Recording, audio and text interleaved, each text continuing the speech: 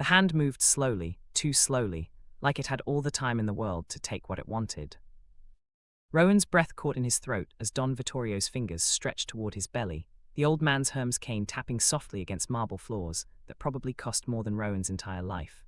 Gold light spilled from a chandelier overhead, the kind you see in movies about people who buy countries instead of houses. Dark wood paneling stretched up walls that seemed to go on forever, and every door in sight looked like it belonged behind velvet ropes. Rowan's hands clutched his tan Prada trench coat tighter against his chest, but there was no hiding the curve anymore. 8 months of pregnancy didn't disappear just because you wished it would. His body had stopped pretending weeks ago. The older alpha smiled, not warm, not cold, just certain, and that certainty made Rowan's skin crawl. "Rowan," Don Vtorio said, rolling the name around in his mouth like he'd bought the rights to use it. Then his eyes dropped, straight down, directly to the belly Rowan had been trying to protect since the moment he'd realized what was growing inside him. "Hi viewers, kindly tell us where you're watching from and what time it is."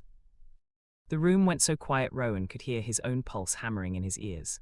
Men in dark Brooks Brothers suits stood along the walls like expensive furniture, hands folded, eyes sharp, barely breathing.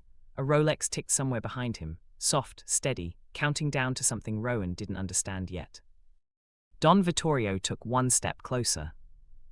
Then another. His hand lifted again, deliberate and slow, reaching for Rowan's stomach like he had every right in the world to touch it. Rowan flinched. Not because he thought the old man would hit him. Because he knew what came after touching. Claiming. "Don Vittorio," a voice snapped from the right side of the doorway, sharp and furious, like it had been trying to stop this exact moment from happening for weeks. Cassian Vale stepped forward, jaw tight, eyes burning with something that looked like rage wrapped in expensive control. He wore a Dior tie that sat perfectly straight, and a chrome heart's ring that caught the light every time his fingers flexed. His silver hair was combed back with the same precision as his father's, but his eyes were different, harder, angrier, and somehow more human. He moved between Rowan and the reaching hand. "You don't touch him without his permission," Cassian said quietly, and the quiet made it worse. Don Vittorio didn't look offended. He looked interested. That was so much worse. The old man studied Cassian for one long second, then his gaze slid back to Rowan like Cassian was just a door, and Rowan was the room he actually wanted to see. "So it's true," Don Vittorio murmured, and his voice carried through the silence like smoke. "The shy Omega my son keeps hidden is carrying a child." Rowan's throat went tight. "Hidden? Like a secret? Like property?" He opened his mouth to speak, but the words stuck somewhere between his chest and his tongue, trapped by fear and humiliation and rage all tangled together in a knot he couldn't untie. Don Vittorio's mouth curved into something that wasn't quite a smile. "My grandson," he said, and the way he said it, like fact, like destiny, like ownership, made Rowan's entire body go cold. The guards shifted, just slightly, just enough for Rowan to notice. They already knew. All of them. They'd known before Rowan even walked through the door. Don Vittorio's cane tapped once against the floor, sharp and final, and when he spoke again, his voice was calm in the way storms are calm right before they destroy everything in their path. "So now I want the baby." 3 months earlier, Rowan had a routine.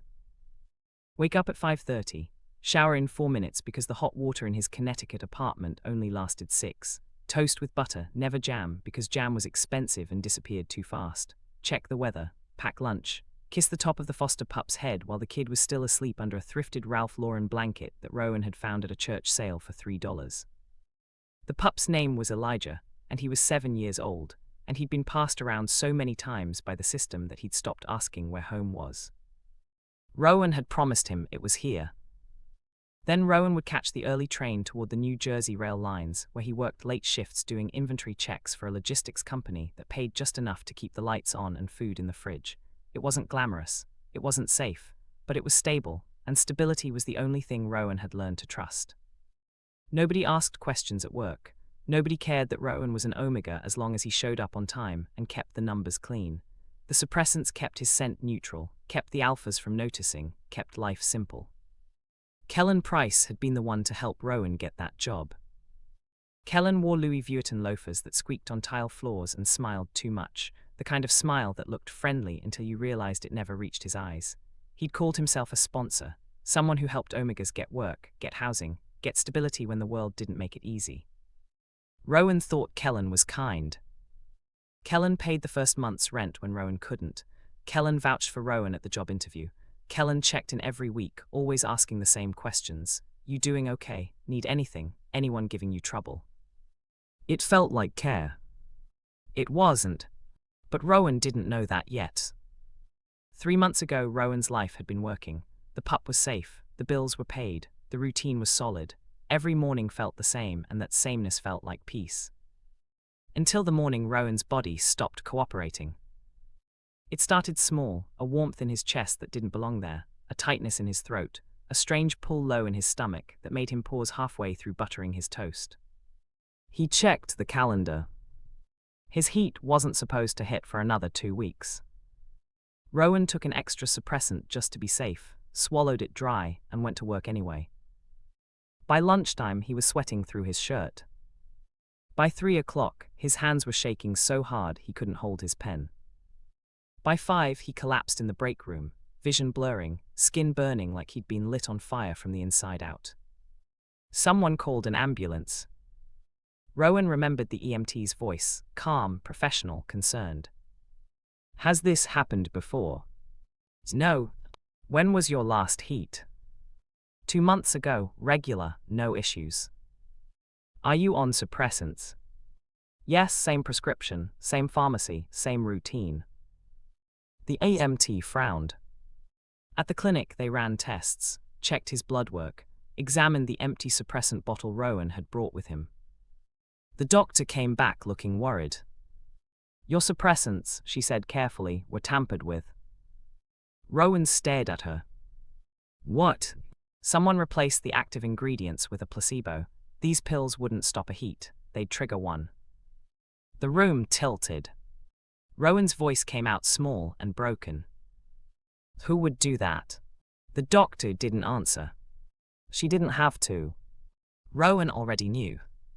The heat hit like a freight train. Not gradual, not manageable, not the way the clinic pamphlets said it would be. Mild discomfort, increased warmth, natural biological response. This was violence. Rowan's body turned against him in waves that left him gasping on a clinic bed, clawing at sheets that felt like sandpaper against his skin. His temperature spiked so high the nurses kept checking the thermometer like it was broken. Sweat soaked through his clothes. His scent, normally buried under suppressants, flooded the room so strong they had to move him to an isolated wing. We need to call someone, the doctor said, calm but firm. An alpha, someone you trust. Rowan shook his head, teeth chattering even though he was burning. No. This kind of triggered heat can be dangerous, if your body doesn't stabilize. I said no. Because Rowan knew exactly what calling an alpha meant. Bonding, claiming, control, and the only alpha who'd been circling close enough to help was Kellen Price. The same Kellen who'd somehow always been nearby when things went wrong. The same Kellen who'd asked, just last week, if Rowan had anyone else in his life, anyone who might complicate things. The same Kellen who'd smiled when Rowan mentioned Elijah and said, foster pup, huh? That's a lot of responsibility for someone like you. Someone like you. Rowan had ignored it at the time. He couldn't ignore it now. Because someone had tampered with his suppressants. Someone had wanted him vulnerable, desperate, out of control. Someone had engineered this exact moment. The clinic door opened. Kellen walked in wearing a concerned expression and carrying a bouquet of flowers that looked expensive and out of place in the sterile room. Rowan, Kellen said softly. Setting the flowers on the side table like this was a normal hospital visit and not a crisis. I heard what happened. I came as soon as I could. Rowan's heart slammed against his ribs. How did you know I was here? Kellen blinked, startled by the question. The clinic called me. I'm your emergency contact, remember? Rowan didn't remember agreeing to that. Kellen stepped closer, and his scent hit Rowan like a wall, alpha, strong, deliberate, designed to soothe and overwhelm at the same time. You need help, Kellen said gently, and I'm here to give it. Rowan's vision blurred, but not from the heat. From understanding. This wasn't kindness. This was a trap. Kellen had been waiting for this moment, waiting for Rowan to break, waiting for Rowan to need him so badly that saying no wouldn't be an option anymore. "Where's Elijah?" Rowan whispered. Kellen's smile didn't change, but something cold flickered behind his eyes. "He's fine, safe, don't worry about him right now." "Where is he?" "With a friend of mine, just until you're feeling better." Rowan's entire body went rigid. Elijah wasn't safe. Elijah was leverage. Kellen reached out, fingers brushing Rowan's wrist, and every instinct in Rowan's body screamed run. But his legs wouldn't move. His heat had stolen his strength, his clarity, his ability to fight. Kellen leaned in close, voice dropping to something soft and poisonous. "You don't have to do this alone, Rowan. Just let me take care of you. Let me take care of everything." Rowan's throat closed. He'd spent his whole life trying to stay invisible, stay safe, stay free. And now someone had spent months making sure he'd have no choice but to surrender. The doctor knocked and stepped back in, holding a clipboard and looking uncomfortable. "Mr. Price," she said carefully, "I'm going to need you to step outside for a moment." Kellen's jaw tightened, but he smiled and nodded. "Of course." He squeezed Rowan's hand once, too tight, too possessive, and walked out. The second the door closed, the doctor leaned in. "Do you want him here?" Rowan's voice cracked. "No." "Then I'll remove him from your contact list. But you need help, Rowan. If your heat doesn't stabilize in the next few hours, we'll have to intervene medically, and that comes with risks." Rowan closed his eyes. He had two choices. Let Kellen help and lose everything, or risk dying here alone. Neither option felt like living. Rowan didn't plan to run. He planned to survive the next hour, then the next, then maybe, figure out how to get Elijah back before Kellen turned safe into owned. But when the clinic staff changed shifts at midnight, and the new nurse didn't check on him for 20 minutes, Rowan saw a window. Literally. Ground floor unlocked, cold air pouring in from outside. He moved fast, faster than his body wanted to, faster than the heat wanted to let him, pulling on his coat, grabbing his phone with shaking hands, slipping out into the freezing New York night wearing nothing but hospital scrubs and willpower. His legs gave out half a block later. He collapsed on the curb near Fifth Avenue, clutching his cracked phone, breath coming in ragged gasps that turned to fog in the air. His skin was still burning even though the temperature had dropped below freezing. Sweat and cold didn't mix. His vision doubled. He should call someone. But who? Not Kellen. Not the clinic. Not anyone from his old life, because his old life was the trap he was trying to escape. Headlights cut through the darkness. Rowan flinched, pulling his coat tighter, trying to make himself smaller, invisible, safe. The car stopped. A black Tesla, sleek, expensive, the kind of car that didn't belong in this part of the city at this time of night, unless someone was looking for something. Or someone. The door opened. A man stepped out, tall, silver-haired, wearing a coat that probably cost more than Rowan's rent. His eyes were sharp, calculating, and when they landed on Rowan, they didn't look surprised. They looked ready. "You're the Omega from the clinic," the man said, not a question, a statement. Rowan's heart slammed against his ribs. "I don't know you." "No," the man agreed, "but I know Kellen Price." Rowan's blood went cold. "If you're with him." "I'm not." The man crouched down slowly, hands visible, movements deliberate. "I've been tracking Kellen for 3 months. He's been moving Omegas through a network that looks like charity but functions like trafficking. You're not the first person he's tried to corner." Rowan's throat tightened. "Why should I believe you?" "Because if I wanted to hurt you, I wouldn't be having this conversation. I'd have already done it." The logic was cold and sharp and terrifying. "And true." The man held out a hand. "My name is Cassian. I run security operations in this city, and Kellen Price has been on my radar for a long time. You can get in the car, or you can stay here and freeze. But if you stay, Kellen will find you in about 10 minutes, and I won't be able to stop what happens next." Rowan stared at the outstretched hand. "Alpha. Mafia. Danger." But Kellen was worse. Rowan knew monsters when he saw them, and the man in front of him wasn't pretending to be kind.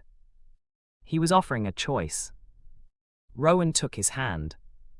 Cassian pulled him to his feet gently, too gently for someone who looked that dangerous, and guided him into the Tesla's back seat. The warmth hit Rowan like a wave: leather seats, soft lighting, the faint scent of something clean and controlled. Cassian slid into the driver's seat and pulled away from the curb without another word. Rowan's head spun. Where are we going? Somewhere Kellen can't follow. Elijah. The pup is already secure, Cassian said calmly. I pulled him 2 hours ago. He's with my people, safe, fed, watching cartoons and asking when you're coming to get him. Rowan's chest cracked open. You got him out. I told you, I've been tracking Kellen. That includes tracking everyone he's using as leverage. Tears burned behind Rowan's eyes, but he blinked them back. Why? Cassian's hands tightened on the steering wheel. Because I don't like men who hurt people who can't fight back. The car drove through the city in silence, skyscrapers glowing like sentinels in the night, and Rowan's mind raced with 1,000 questions he didn't know how to ask. Who was Cassian Vale? What did he want? And why did getting into this car feel less like escape, and more like stepping into a different kind of trap? The Tesla pulled into an underground garage attached to a building that looked like it belonged in a luxury magazine. Marble, glass, security cameras everywhere. Cassian turned off the engine and looked back at Rowan. You can leave whenever you want, he said quietly, but if you stay, you follow my rules. No one touches you without permission, no one controls you, and no one takes that pup from you again. Rowan's voice came out broken. What do you want in return? Cassian's eyes softened just slightly. Right now, I want you to not die from heat shock. Everything else we'll figure out tomorrow. He got out of the car and opened Rowan's door, offering his hand again. Rowan hesitated, then took it. The first time Rowan tried to convince himself this was temporary, he lasted 6 days. Cassian's guest wing had everything: private bathroom with a tub big enough to drown in, a bed with sheets that felt like clouds, a closet stocked with clothes in Rowan's exact size that he definitely didn't ask for. Elijah had his own room down the hall, painted soft blue, filled with toys and books and a nightlight shaped like a rocket ship. It felt like safety. Rowan kept waiting for the bill. On day 6, Cassian knocked on his door holding a folder. This is a contract, Cassian said, handing it over. It outlines your residency here, your rights, my obligations, and the terms under which you can leave at any time. Read it. If you don't like something, we change it. Rowan stared at the papers. You're giving me a contract? Yes. Why? Cassian's jaw tightened. Because I don't want you wondering if you're a guest or a prisoner. Words matter. Boundaries matter. If you're staying here, you're staying because you chose to, not because I forced you. Rowan read every word. No bonding requirements, no scent marking, no obedience clauses, just residency, security, medical care, and a clause that said Rowan could terminate the arrangement with 24 hours' notice. It was the most respectful thing anyone had ever offered him. Rowan signed it. That night, Elijah asked if they were staying forever. Rowan said just until it's safe. But safe kept changing. The second time Rowan tried to convince himself this was temporary, he lasted 3 weeks. Threats kept coming. Not loud, not obvious. Quiet. A text from an unknown number. Kellen says hi. A package delivered to the building with no return address. Containing a single suppressant pill, the fake kind, the kind that had triggered Rowan's heat in the first place. A phone call in the middle of the night, no one on the other end, just breathing. Cassian tightened security, added cameras, changed routes, hired a private doctor in Maryland who specialized in Omega Health and didn't ask invasive questions. But no matter how many locks Cassian added, someone always seemed to know too much. Where Rowan went. What he ate. When he left the building. Rowan started to realize that temporary wasn't an option. This was survival. And survival didn't have an expiration date. The third time Rowan tried to convince himself this was temporary, the pregnancy test came back positive. Rowan stood in the bathroom staring at 2 pink lines, hands shaking, mind blank. He hadn't planned this. Hadn't wanted this. But his body had made the choice during that triggered heat, and now there was a life growing inside him that tied him permanently to the alpha who'd saved him. Cassian didn't find out from Rowan. He found out from the private doctor, who called him immediately, protocol-bound and concerned. When Cassian walked into Rowan's room that night, his face was unreadable. Rowan braced for anger, for demands, for ownership. Instead, Cassian sat down on the edge of the bed and said, "What do you want to do?" Rowan blinked. "What?" "It's your body, your choice. Whatever you decide, I'll support it. If you want to terminate, I'll arrange it. If you want to carry, I'll make sure you have the best care available. But this is your decision, Rowan, not mine." Rowan's chest cracked open again. He'd spent his whole life being told what to do, where to go, how to survive. And now the most powerful man he'd ever met was giving him the one thing no one else ever had. Agency. Rowan's voice came out small. "What if I want to keep it?" Cassian's eyes softened. "Then we keep it, together, and anyone who tries to take it from you goes through me first." Rowan cried. Not from fear. From relief. But that relief didn't last. Because 2 weeks later, Cassian collapsed at a charity gala in New York, lips grey, breathing shallow, and the doctors found poison in his bloodstream. Someone had tried to kill him. And Rowan realized with cold, brutal clarity that staying here didn't just tie him to Cassian. It made him a target too. The champagne tasted wrong. Rowan noticed it the second the liquid touched his tongue, metallic, bitter, like copper mixed with something chemical that didn't belong in a $100 glass of Dom Perignon. He was standing in the corner of a New York ballroom decorated with ice sculptures and white roses, wearing a simple black sweater from the row, because nothing else fit over his growing belly, watching Cassian shake hands with men in tuxedos who smiled too wide and meant nothing they said. Camera flashes popped like gunfire. A woman in diamonds laughed too loud. And Cassian, 3 feet away, mid-conversation with a senator whose name Rowan couldn't remember, lifted his own champagne glass to his lips. Rowan's heart stopped. "Don't," Rowan said, but his voice got swallowed by the noise. Cassian drank. For 5 seconds, nothing happened. Then Cassian's hand twitched, his jaw went tight, his eyes flickered, confusion first, then realization, then fear. He turned toward Rowan, mouth opening like he wanted to say something, but no words came out. His legs buckled. Rowan lunged forward, catching Cassian's arm just as he collapsed, and the entire ballroom went silent in that horrible way crowds do when something's gone terribly wrong. Security swarmed them in seconds, men in black suits lifting Cassian like he weighed nothing, voices sharp and clipped, radios crackling with codes Rowan didn't understand. "Get him to the car," someone snapped. "Call the doctor. Lock down the exits." Rowan stumbled after them, heart slamming against his ribs, hands shaking so hard he could barely hold onto the railing as they rushed through the service hallway toward the underground garage. Cassian's lips were grey. His breathing was shallow, ragged, wrong. Rowan had seen enough medical emergencies, working near the rail lines, to know what poisoning looked like. This was poisoning. Someone had tried to kill Cassian. And Rowan had almost drunk from the same glass. They got Cassian into the back of a black SUV, and the private doctor, a woman named Dr. Langston, who Cassian kept on retainer for emergencies exactly like this, was already there with a medical kit open, inserting an IV line with hands that moved too fast to be anything but trained for crisis. "Vitals are dropping," Dr. Langston said, her voice calm in that terrifying way doctors get when they're trying not to panic everyone else. "We need to get him to the facility in Maryland. Now." The driver didn't wait for confirmation, he just drove. Rowan sat in the seat beside Cassian, watching the color drain from his face, watching his chest rise and fall in uneven rhythms, watching the man who'd saved him slip closer to something Rowan couldn't fix. Dr. Langston worked in silence, checking monitors, adjusting dosages, muttering medical terms under her breath that Rowan barely understood. "Is he going to die?" Rowan whispered. Dr. Langston didn't sugarcoat it. Not if I can help it, but whoever did this knew what they were doing. This isn't amateur hour.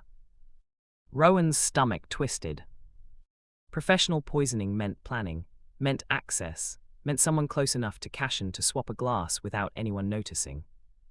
Someone inside his circle. The facility in Maryland was more hospital than house. Sterile white walls, equipment that beeped and hummed, staff that moved like they'd done this 100 times before. They took Cassian straight to a private room, and Dr. Langston barked orders while nurses moved in choreographed precision. Rowan wasn't allowed inside. He stood in the hallway, hands pressed against his belly where the baby kicked, oblivious, innocent, alive, and tried not to think about what would happen if Cassian didn't make it. Hours passed. Rowan didn't move. Finally, Dr. Langston stepped out, pulling off gloves that were stained with things Rowan didn't want to think about.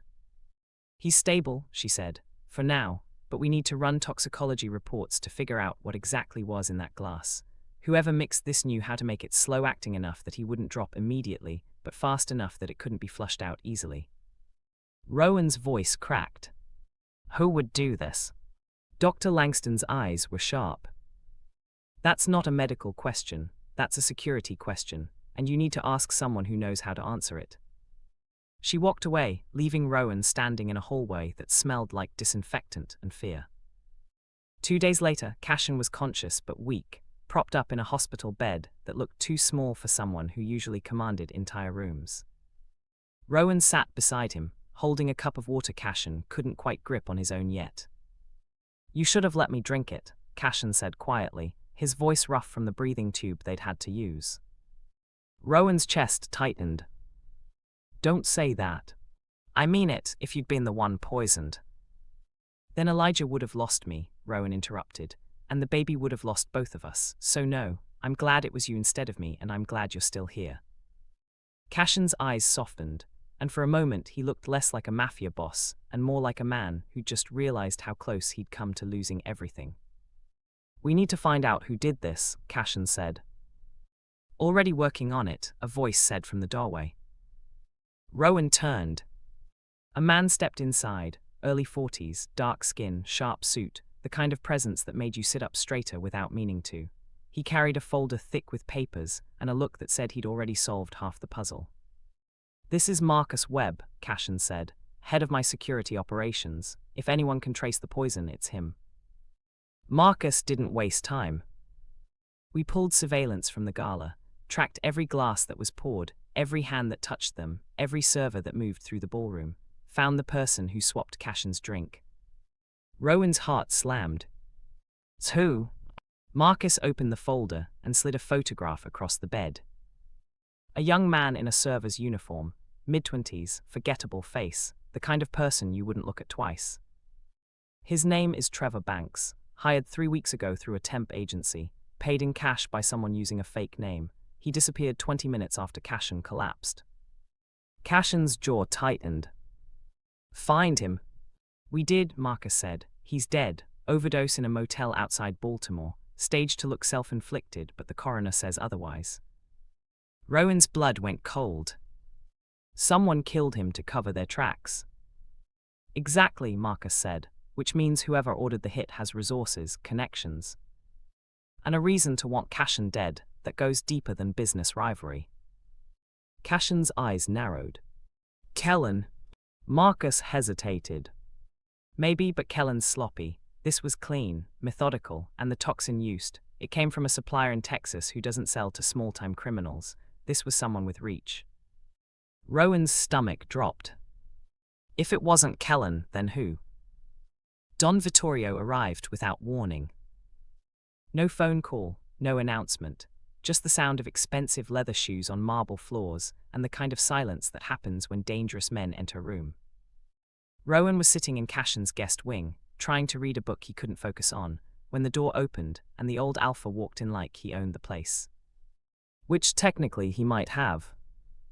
Cassian's father looked exactly like the rumors said, silver hair combed back with precision, a black Tom Ford suit that fit like it had been sewn directly onto his body, and a cane with Hermes stitching that looked more like a weapon than a mobility aid. His eyes landed on Rowan, and the temperature in the room dropped 10 degrees. So, Don Vitorio said, his voice smooth and cold, "You're the Omega my son has been hiding."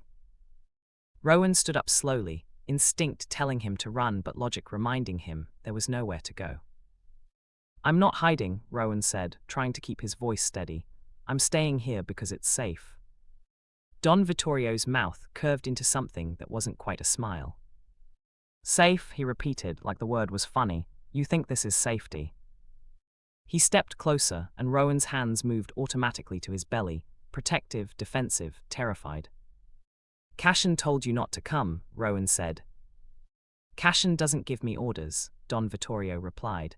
"I came because I wanted to see for myself whether the rumors were true." "What rumors?" Don Vittorio's eyes dropped, straight to Rowan's stomach. "That the shy Omega my son keeps locked away in his penthouse is carrying a child." Rowan's throat went tight. "I'm not locked away." "No," Don Vittorio tilted his head. "Then why haven't you left?" The question hung in the air like smoke, and Rowan didn't have a good answer.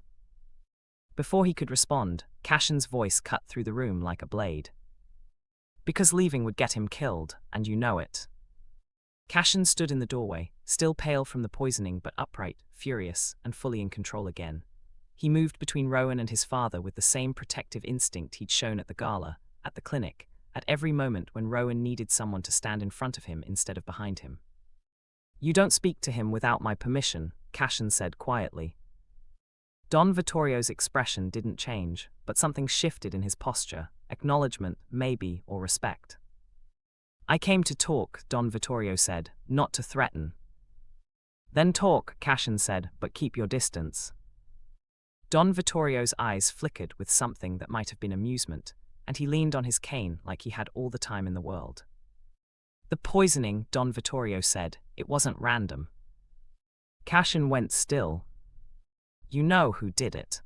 "I know who ordered it," Don Vittorio corrected, "and it wasn't your business rivals, it was personal." Rowan's heart slammed. "Kellen." "No," Don Vittorio said, and his gaze shifted to Rowan with an intensity that made Rowan's skin crawl. "Kellen Price has been telling my associates that the child you're carrying isn't Cassian's, that you're using my son, that you're planning to run after the birth and disappear with the baby." Rowan's legs nearly gave out. "That's not true." "I know," Don Vittorio said, "but Kellen doesn't care about truth, he cares about leverage, and he's been offering my men money, significant money, to bring you to him." Cassian's voice turned lethal. "And you're telling me this now because—" Don Vittorio pulled an envelope from his jacket, sealed with wax, old-fashioned, dramatic in the way only Mafia families could pull off without looking ridiculous. "Because," Don Vittorio said, "Kellen Price tried to poison you 2 weeks ago, and I wanted to see if the Omega you're protecting was worth dying for."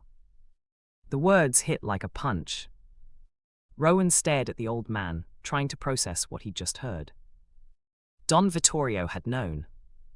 He'd known about the poisoning before it happened, or at least before anyone told him, and he'd let it play out. "You set a trap," Cassian said, his voice dangerously calm. "I tested you," Don Vittorio corrected. "I needed to know if you were keeping this Omega for power or for something else." Rowan's chest burned. "That's your idea of family, letting your son almost die to prove a point." Don Vittorio's expression didn't change. "My idea of family," he said, "is survival. I don't let outsiders raise my blood unless I know they'll protect it the way I would." Cassian stepped forward, and the air between father and son crackled with tension. "If you ever put Rowan in danger again to test me," Cassian said quietly, "you'll lose your son before you ever meet your grandchild." Silent. Then Don Vittorio did something Rowan didn't expect. He lowered his head. Not fully, not dramatically, just enough to acknowledge a boundary. "Fair," he said. He held out the envelope to Cassian. "Everything you need to take down Kellen Price is in here: bank transfers, shipping records, the name of the doctor who signed off on the fake toxicology reports, even the supplier in Texas who sold him the poison." Cassian took the envelope, his expression unreadable. "Why are you helping?" Don Vittorio's gaze shifted to Rowan one last time, and when he spoke, his voice was quieter than before. "Because that Omega just called me out for putting you in danger. and anyone brave enough to stand up to me while 8 months pregnant and terrified deserves to be protected. He turned and walked toward the door, cane tapping softly against the floor. At the threshold, he paused. "One more thing," Don Vtorio said. "Kellen knows where you live, he knows your routines, and he's planning something for when the baby arrives, so whatever you're going to do it fast." He left. The door closed, and Rowan stood there, heart racing, trying to understand what had just happened. Cassian looked at the envelope in his hands, then at Rowan. "We end this," Cassian said, "tonight." The warehouse in New Jersey smelled like salt and rust and old regrets.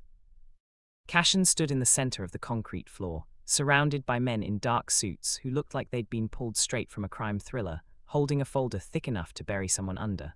Literally. Kellen Price was tied to a chair 10 feet away, hands bound, face bruised from the polite conversation Marcus Webb had initiated 30 minutes earlier. His Louis Vuitton loafers were scuffed, his designer shirt was torn, and the smile he'd worn for months, the one that made people think he was harmless, was gone. "You can't prove anything," Kellen spat, blood on his teeth. "You think some documents are going to stick. I have lawyers, I have connections." Cassian didn't respond. He just opened the folder and pulled out the first page. "Bank transfer," Cassian said calmly. $50,000 from an offshore account registered under your name to a temp agency in Baltimore.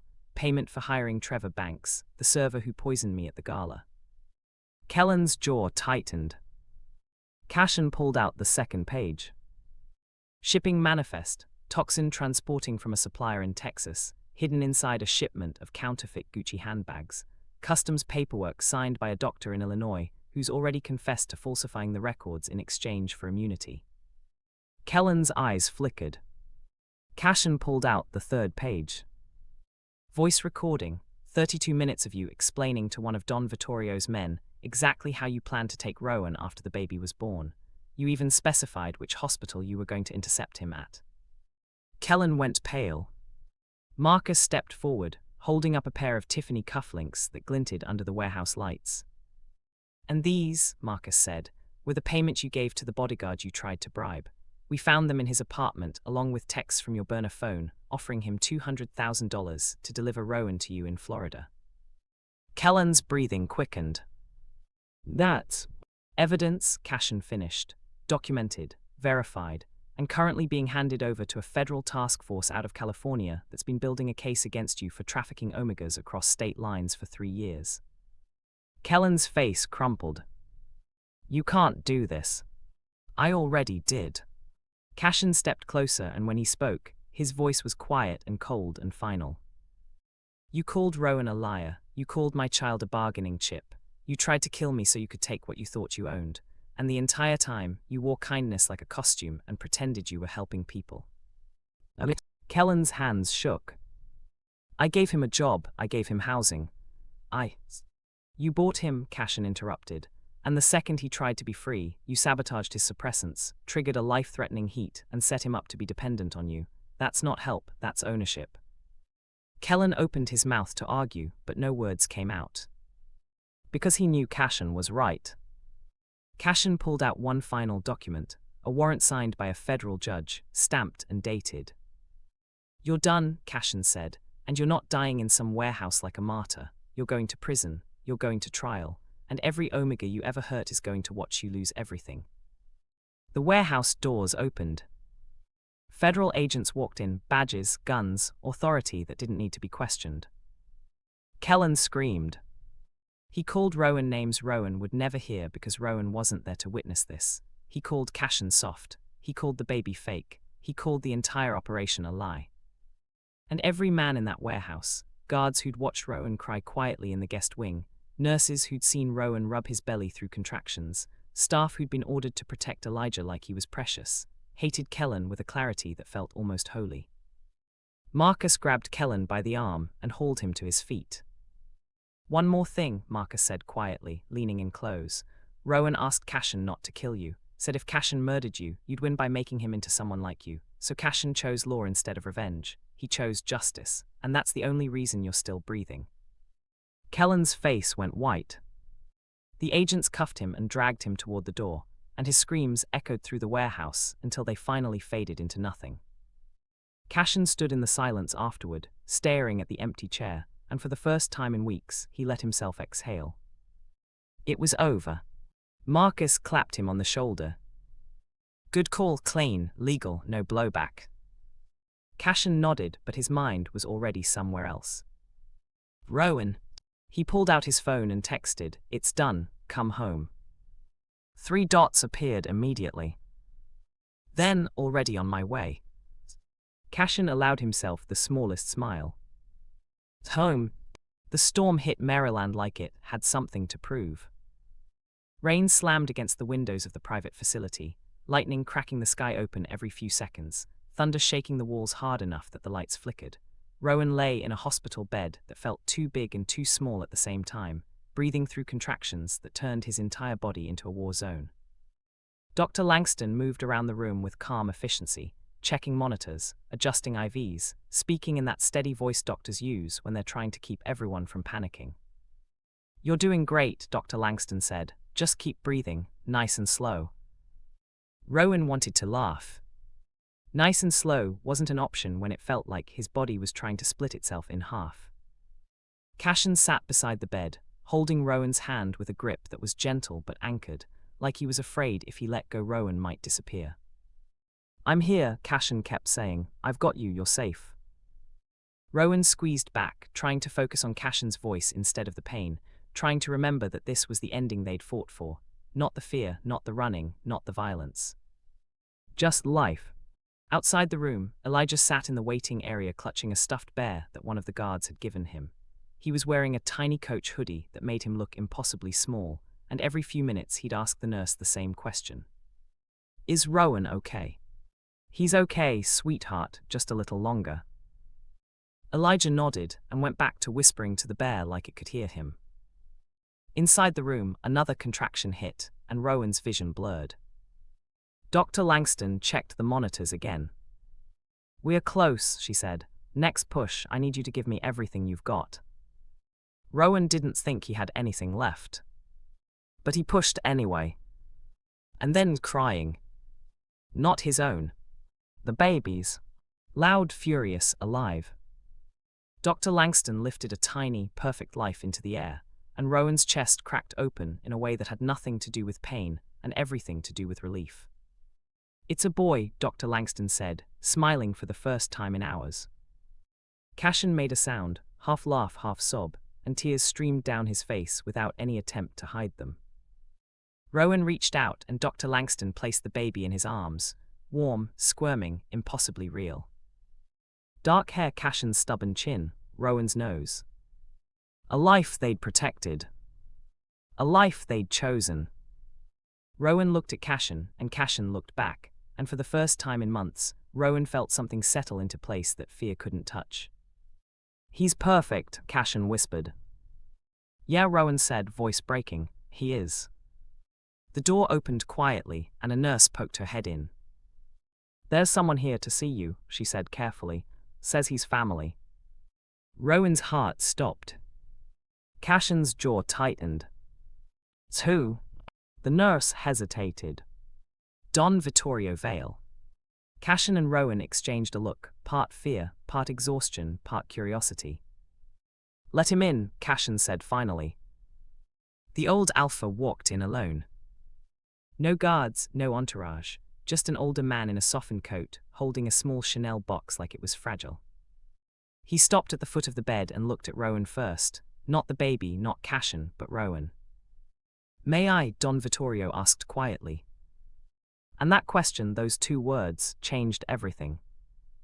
Don Vtorio didn't reach for the baby. He stood there waiting, and Rowan realized with a clarity that made his chest ache that this was the lesson. The real one. Not the violence, not the control, not the fear. Just respect. Rowan's voice came out steady.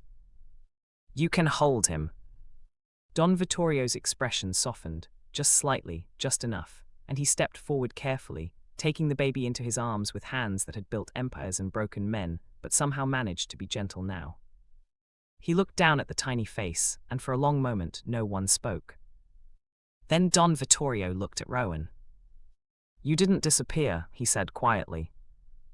Rowan blinked, confused. "What?" "You protected the pup, you protected my son, you protected yourself. Even when it would have been easier to run, you stayed, you fought." Rowan's throat tightened. "I didn't have a choice." "Yes, you did," Don Vitorio said, "and you chose the hardest path. That's strength, Rowan, real strength." He handed the baby back to Rowan, then reached into his coat and pulled out the small Chanel box. "This is for you," Don Vitorio said. Rowan opened it carefully. Inside was a bracelet, simple, clean, no diamonds, no chains, just a silver band engraved with 3 words. "You are family." Rowan's vision blurred. "I don't understand." "You will," Don Vitorio said, "but for now know this, you earned your place here, not because of the baby, not because of my son, because of who you are." Cassian's arm wrapped around Rowan's shoulders, warm and steady, and Rowan leaned into him, holding their son, feeling the weight of everything they'd survived and everything they'd built. Don Vitorio turned to leave, but paused at the door. "One more thing," he said, looking back at Rowan. "You were right, family isn't about control, it's about protection, and anyone who tries to take this child from you will have to go through all of us first." He left quietly, and the room felt different. Lighter. Safer. Rowan looked down at the baby in his arms, then at Cassian, then at the bracelet on his wrist. "We did it," Rowan whispered. Cassian kissed his forehead. "Yeah, we did." Outside, the storm began to fade, and through the window, Rowan could see the first hints of dawn breaking through the clouds. Elijah appeared in the doorway, clutching his bear, eyes wide. "Can I see him?" Elijah asked shyly.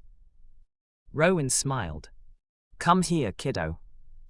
Elijah climbed onto the bed carefully, and Rowan adjusted so the pup could see the baby's face. "This is your brother," Rowan said softly. Elijah's eyes went huge. "Really? Really?" Elijah reached out one small finger and touched the baby's hand, and the baby's tiny fingers curled around it instinctively. Elijah giggled. And in that moment, Rowan understood the truth that had been waiting for him all along. The baby wasn't what made him valuable. He was valuable without the baby. And the family he'd stumbled into, Mafia, money, power, all of it, only mattered because they'd finally learned the only rule that could keep love from turning into control. You don't own what you love. You protect it.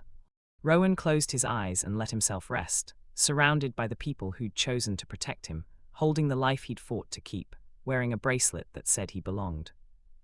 For the first time in his life, Rowan believed it. And that belief felt like freedom.